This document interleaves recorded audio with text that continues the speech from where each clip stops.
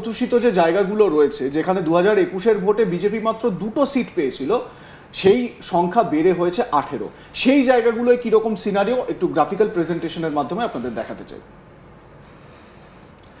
দেখুন, বিজেপির প্রাপ্ত মুসলিম ভোটের সংখ্যা আনুমানিক 2%।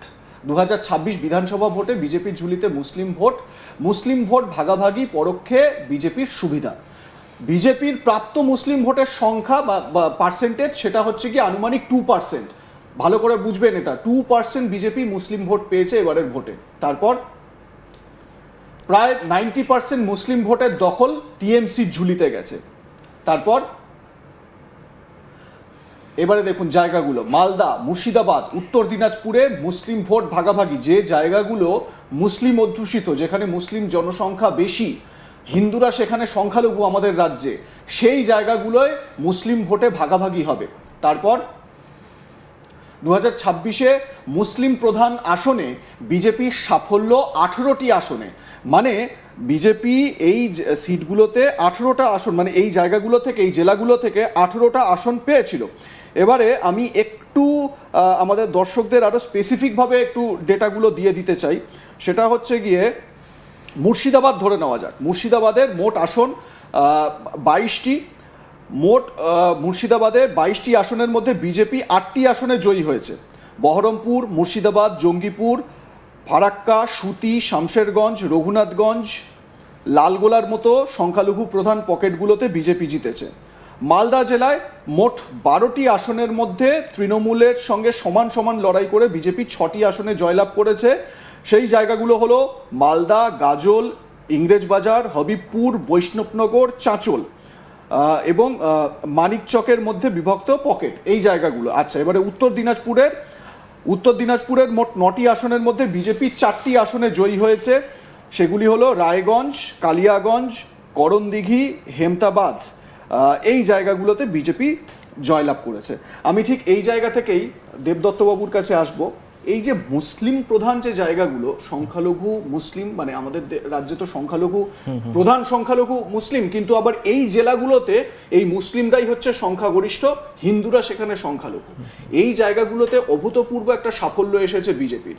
আমি স্পেসিফিকভাবে আপনার কাছে জানতে চাই, আমি যেরকম শুরুতেই বললাম যে শুধুমাত্র বিজেপির যে সংগঠন, সেই সংগঠনের কাজ একরকমভাবে হয়েছে, কিন্তু আপনার মতন যারা কাজ করছেন, সিংহবাহিনীর মতন যারা কাজ করছে, তাদের ভূমিকাও যথেষ্ট গুরুত্বপূর্ণ। এই জেলাগুলোতে স্পেসিফিকভাবে কিরকম প্রচার চালাতে পেরেছিলেন বা কিরকম কাজ আপনারা করতে পেরেছিলেন? দেখুন, এক তো আমরা হিন্দুদের এক করতে পেরেছি, এবং হিন্দু বলতে শুধু যারা অনেক দিন ধরে হিন্দুত্ববাদী করে মানে অ্যাগ্রেসিভ হিন্দুত্ববাদ বলুন, এগুলো করে এসে সেগুলোকে ধরলে হবে না। যারা সাধারণ হিন্দু, যাদের সাথে পলিটিক্সের কোনো সম্পর্ক নেই, তারা রাখতে চায় না। মুসলিমরা প্রত্যেকেই পলিটিক্যাল হয়, হিন্দুরা হয়, কিন্তু একদম সাধারণ যারা, তাদেরকে আমরা এক করতে পেরেছি। আর আমাদের থেকেও বেশি তাদেরকে মুসলিমরাই এক করে দিয়েছে। তাদের যে দৈনন্দিন অত্যাচার, বাজারে গেলে টিজ করা, হিন্দু স্কুল, মেয়েদের স্কুলের বাইরে দাঁড়িয়ে তাদেরকে, মুর্শিদাবাদের সিএ এর সময় যে অশান্তিটা দেখলাম, এই ঘটনাগুলো কি হিন্দুদেরকে আরো বেশি করে? অবশ্যই আমরা যত না হিন্দুদের চোখ খোলাতে পেরেছি, চেষ্টা করে গেছি, খুলেছে, কিন্তু তার থেকেও বেশি চোখ খুলিয়েছে হচ্ছে মুসলিমরা যা অত্যাচার করেছে, জেহাদিরা যা লাগাতার অত্যাচার করে এসছে, গরু কাটা থেকে আরম্ভ করে হিন্দু মেয়েদেরকে টিজ করা, তুলে নিয়ে যাওয়া, মঠ মন্দিরকে উপর হামলা করা, এবং তার সাথে সাথে টিএমসি নেতাদের মুসলিম অ্যাপিজমেন্ট, যে মানে একদম লাগামহীন মুসলিম অ্যাপিজমেন্ট যে টিএমসি নেতারা করে গেছে, led by Mamata and Abhishek and other leaders, এইগুলো সব কটা অ্যাড হয়েছে হিন্দু ভোট কনসলিডেট হওয়ার জন্য, এবং আজকে সেটার ফল এসছে। আচ্ছা, এবারে আমি একটু আপনার কাছে এই প্রশ্নটা রাখি। আমরা একটা একজনের বক্তব্য একটু দেখাই। ফিরহাদ হাকিম, যাকে নিয়ে এর আগে বহু বিতর্ক হয়েছে, তার বিভিন্ন বক্তব্যে বহু বিতর্ক হয়েছে। এই যে ডিলিমিটেশনের যে বিলটাকে প্রস্তাব করা হলো বিধানসভায়, কলকাতা এবং হাওড়া পুরসভাকে কেন্দ্র করে, তার পর তিনি একটা প্রতিক্রিয়া দিয়েছেন। ঝটপট সেই প্রতিক্রিয়াটা একটু শোনাই। কি বলেছেন ফিরহাদ হাকিম, একবার শুনিয়ে দিই আমাদের দর্শকদের। গভর্নমেন্ট হলো for the people, by the people. সুতরাং এখানে যাতে কোনো সাম্প্রদায়িক কোনো পলিটিক্যাল অ্যাঙ্গেল এগুলো যাতে না দেখা হয়। এটা ইন জেনারেলাইজ করা উচিত, এটাই সরকারের কর্তব্য, সেটা আরেকবার মনে করিয়ে দিচ্ছি। আগে ওয়ার্ড সংখ্যা বেড়ে গেল, তারপরে জনশুনানি, তারপরে সংসদীয় বৈঠক, ফলে তার কি কোনো গুরুত্ব থাকবে? আগে তো ওয়ার্ড সংখ্যা বেড়ে গেল।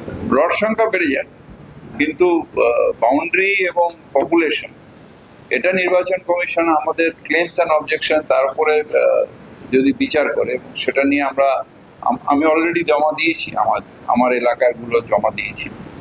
এগুলো নিয়ে যখন আমাদের ডাকবে, তখন যদি সেগুলো আন্ডার কনসিডারেশন করে, তাহলে সমস্যা থাকবে না, নাহলে সমস্যা থাকবে। আচ্ছা দেবদত্ত বাবু, আপনার কি কোথাও মানে বডি ল্যাঙ্গুয়েজে একটা চেঞ্জ মনে হচ্ছে? মানে যারা একটা সময় এই রকম বক্তব্য আমরা বিভিন্ন সোশ্যাল মিডিয়ায় দেখেছি, এবারে এই ডিলিমিটেশন হওয়ার পরে যে সংখ্যালঘু ভোটটা ভাগাভাগি হবে, সেটা খুব ভালোই বুঝতে পারছেন। কোথাও কি মনে হচ্ছে যে বডি ল্যাঙ্গুয়েজের চেঞ্জ এসেছে? এটা দেখতে দেখতে আমার মনে ওটাই চলছিল, মনে হচ্ছে উনি টাইম বোমের ওপর বসে আছে, আর কবর থেকে বের করে এনে ওনার ইন্টারভিউটা নেওয়া হচ্ছে। ফিরহাদ হাকিম, ববি হাকিমের বডি ল্যাঙ্গুয়েজ এটাই বোঝা যাচ্ছে যে টাইম বোমের ওপর বসে ইন্টারভিউটা দিচ্ছে এবং কবর থেকে তাকে তুলে আনা হয়েছে। আপনি এই ইন্টারভিউ দেখুন, আর ওই ইসলামিক জলসার ইন্টারভিউটা ওনার দেখুন, যেখানে উনি দাওয়াত দিয়ে হিন্দুদের মুসলিম করার কথা বলছে, পশ্চিমবঙ্গে উর্দু ভাষা চলবে, আরবি ভাষা চলবে, মিনি পাকিস্তান, সেটা দেখুন আর এটা দেখুন। এটাই হচ্ছে সনাতনী সরকার, রাষ্ট্রবাদী সরকার আসার ফল, এবং শক্ত নেতৃত্বর হাতে আজকে সরকার আছে, এটাই হচ্ছে তার উদাহরণ। আমি একটা ছোট্ট প্রশ্ন করে আজকে আমার এই লাইভ ডিসকাশন আপনার সঙ্গে আমি শেষ করব। সেটা হচ্ছে গিয়ে, এই জায়গা থেকে আমরা দেখতে পাচ্ছি যে একটা অলরেডি এর মধ্যে একটা সেটিং তত্ত্বও কিন্তু চলে এসেছে। বিজেপির সঙ্গ পেতে চাইছে প্রত্যেকেই, এবং এই ফিরহাদ হাকিমি তিনি আবার ওই ভালো তৃণমূল, ঋতব্রতপন্থী তৃণমূলে তিনি নাম লিখিয়েছেন।